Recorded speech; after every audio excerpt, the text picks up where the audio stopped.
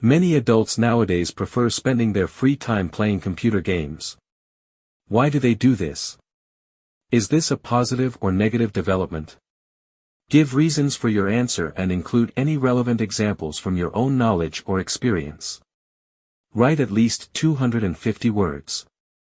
Model answer: a good number of grown-ups like to spend their spare time playing computer or video games nowadays. This essay will discuss how entertainment value is the primary contributor to this trend. Personally, I believe this is a positive development because it sharpens the cognitive skills of those adults. Computer games are played chiefly for their immersive and entertainment value. Individuals can gain an extremely immersive and pleasant experience by playing computer games. The games, in fact, offer players with interactive gameplay mechanics, visually attractive graphics and sound, and engaging storylines. That is why, adults are more likely to choose to spend leisure time playing computer games as a means of entertainment that helps them to unwind after a hectic day. A good example here is my case.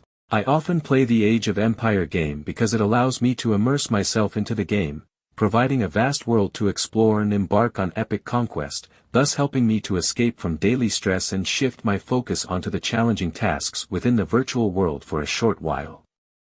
Playing computer games reaps benefits to adults by enhancing cognitive skills, and that is why I consider it a positive development. Many games, especially those in the simulation and strategy genres, present gamers with an epic of challenges that require critical reasoning, problem-solving, and decision-making competencies to devise best-laid plans in order to overcome them.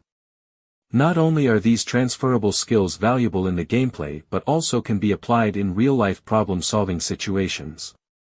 Take Civilization, for example.